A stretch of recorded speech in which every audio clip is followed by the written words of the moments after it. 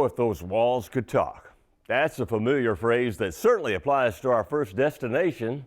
You see, the walls of Cedarvine Manor outside of Lebanon are about 177 years old.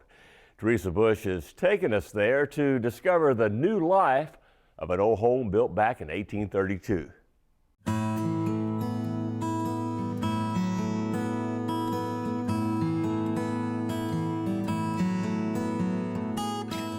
Folks pass this two-story mansion on Highway 231 south of Lebanon every day. Many of them may be unaware of the rich history that lives inside and outside. Newborn Jennings and his wife Sarah built the house right about the time of the Civil War. Nobody lives here anymore, but it's still very much alive with activity.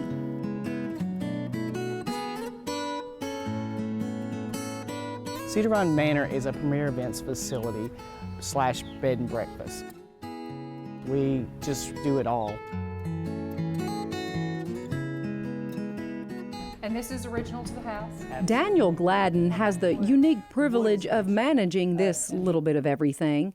He says Cedarvine Manor was the realization of a dream for the owners, Jackie George and her late husband Jack. They purchased the dilapidated house and land back in 1992. She just loves old homes, old furniture, just a great fan of antiques. This house was scheduled, I believe, to either be demolished or sold, and that's when they bought it at auction. It started as the bed and breakfast, and I believe just the people that she came into contact through the bed and breakfast just kept giving her idea after idea. You know, you should do this, you should do that, and she just compiled all their information, and it's become what it is today. But before anyone could be entertained here, the Georges had to do a lot of remodeling.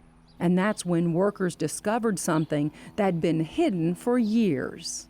What's great about this room is there used to be a trap door right here over in this sitting area, and that's actually was the entrance to the underground tunnel that went underneath the house. So what happened with the underground tunnel and the door? Well, the floor in this room was in such a state of disrepair that they had to refinish it. Okay. So during the refinishing process, they caved in the front part of that tunnel. And Accidentally. Accidentally.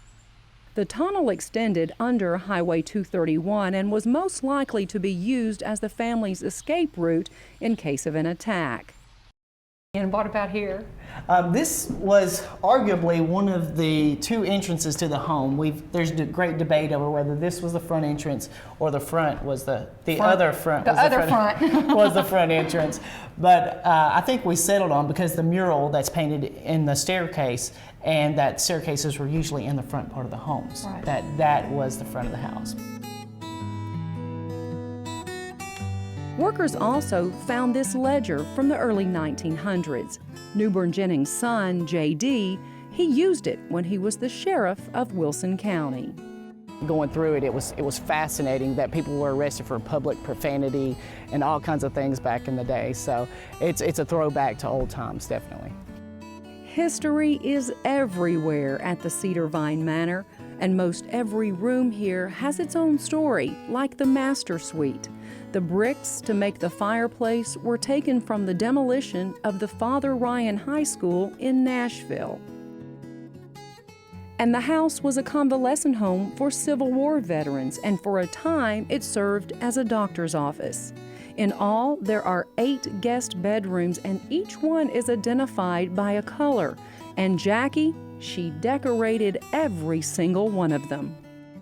Well, a lot of the original furnishings were in a state of disrepair, so a lot of them, if they could be saved, were refurnished and put back in the home.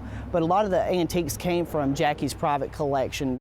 That was the love of her life, and that was her dream, and she just put her heart and soul into the place.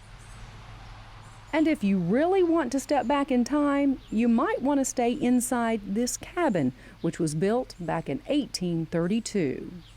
The cabin, I think, was originally located over in Rutherford County. And just again, their love for old things and preserving history, they numbered each log, tore it apart, and put it back together piece by piece on this property. while Cedarvine Manor is for special events, you don't have to wait for one to see the house. We do tours on Sundays 1 to 3, so people come out and they just want to see the house because they drove past it all their life, or they've heard about it through different venues and people, and they just want to come out and check the rooms out and things like that. So I encourage them, come on out and look at it for yourself. And you'll discover something old can be new again, and a house can become something it was never intended to be. And such is the case of Cedarvine Manor in Wilson County.